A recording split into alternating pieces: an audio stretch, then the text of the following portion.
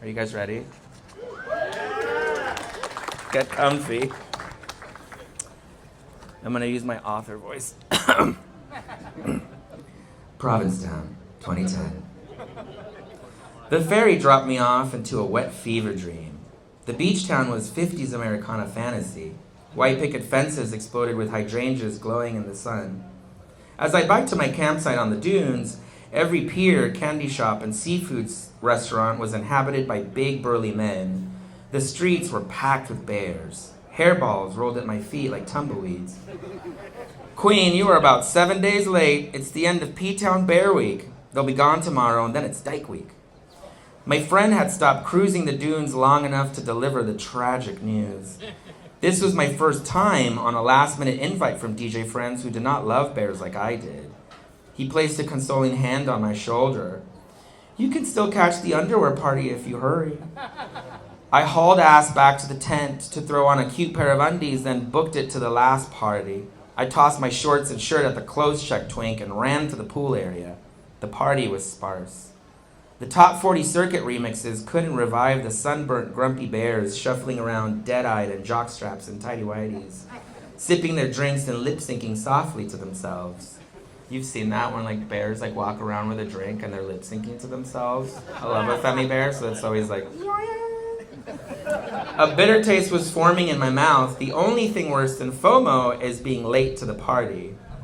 Then he came in, a towering 300-pound hairy pork chop of a man. He had a black beard and chocolate brown eyes under teen idol lashes with rib bones the size of my femur and a belly in golden ratio to his bubble butt, the Fibonacci sequence in bear form. How's that for a line? He looked around like he'd lost his bike. He wasn't in underwear, just jeans, hugged by a blue checkered lumberjack shirt, dark chest hair bursting out like the hydrangeas. He looked like a Stan's thicker brother.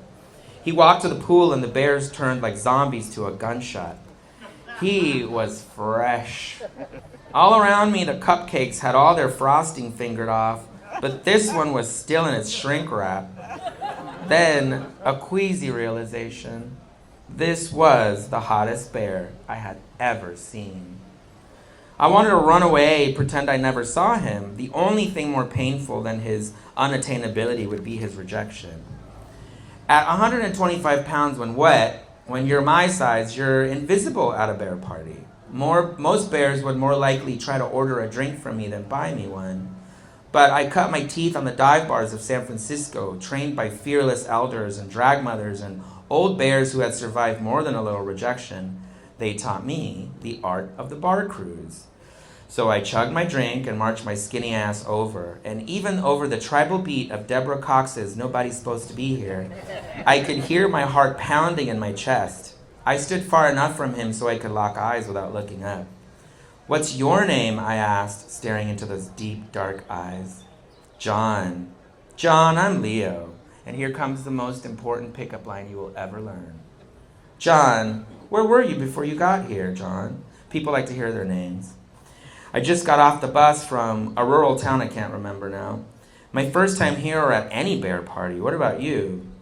Well, this is not my first bear event, I smirked. But it is my first time in P-Town. I didn't even know Bear Week was a thing. He said, yeah, I couldn't get the time off work, so I only made it here for this. I have to be on the bus by midnight. He said sadly, looks like we're both late to the ball. A long, shy silence. It was either now or never. Bars are built on little white lies. I'm not broke. I'm not socially anxious. I'm not painfully horny or insecure. I'm not here looking for someone to make me feel pretty. I'm not a nerd pretending to be cool. And in a place built on facades, candor can be the sharpest weapon. I don't know what came over me. Maybe the tequila, the blue balls, or my friend staring across from the bar giving me a thumbs up. But I felt an undignified soliloquy of white-hot honesty pour out of me.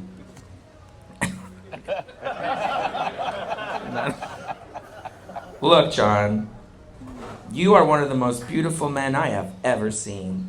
And I know I'm not your type, so I just want you to know, you don't have to look at me now.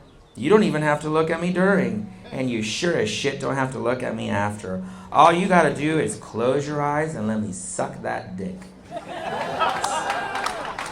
So take a look around.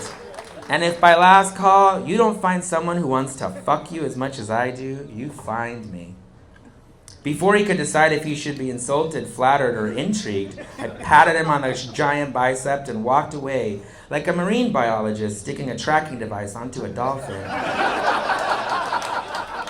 If you're my friend, you've totally seen me do this like a million times. He is so hot, but he made such a weird face. What did you say to him? My friend asked. You don't want to know, I groaned, embarrassed with myself. I didn't see the dream bear again for the rest of the party. The pool closed and the event wound down earlier than I expected. I got in the clothes check line, planning how early I'd get here the next year. The circus of sloppy bears was doing a balancing act on one leg to put their shorts on. The evening was a fucking flop. My last hope was the Dick Dock, this cruising spot I'd heard a few jokes about. So I put my shorts on, turned around to leave, and there he was. An encore apparition towering over me. He somehow looked hotter than before. You know, all these big guys want to fuck me, but all I could think was, where's that little guy? I felt my ears flush and a schoolgirl giggle frog-leapt out of my throat. He laughed and blushed. There was no way the cheap inflatable bed in my tent could survive what I wanted to do to this man. I pictured riding him down the river like Mowgli and Baloo, leaving everything behind. Have you been to the Dick Dock yet? He grinned and shook his head. The town was like a queer Cape Cod replica at Disneyland. We were lit by strings of lights and the moon as we walked down Commercial Street, teeming with life. Bears who were leaving tomorrow chatted with the lesbians who arrived early. Parents on day trips from Boston walked wearily behind kids, feral with sun and sugar. Neither of us said anything. We just looked around, overcome by the town's beauty and our own anticipation. The phallic pilgrim monument, modeled after Italian architecture, towered over all of us. The Dick Dock was underneath a bar on a pier. We walked down the sandy stairs, past circles of bears jerking off and fucking on the beach. We walked away from the crowd and found a private little spot. I really want to eat your ass, I blurted. Did someone say, aw? I know, it was a little desperate. I've been traveling all day and I haven't showered, he said politely. Trust me, I don't mind a little tang, I grinned. I poured my flask down his hairy crack and ate his salt and my whiskey to the sound of bears, bear whimpers under the dock, and tiny waves lapping against tiny boats. When we finished, he walked me back to my camp, his giant warm hand wrapped around my slender fingers. Every few blocks we'd look at one another and grin. Neither of us asked to exchange numbers. Sometimes perfection requires goodbye. I faithfully returned to Bear Week for 10 years after that, but I never saw him again. I picked up many men and been rejected by many more. I've had countless wild nights at the Dick Dock and more romantic strolls down Commercial Street, but that was the closest I've come to a fairy tale cruise. That's a true story, and it's my favorite one.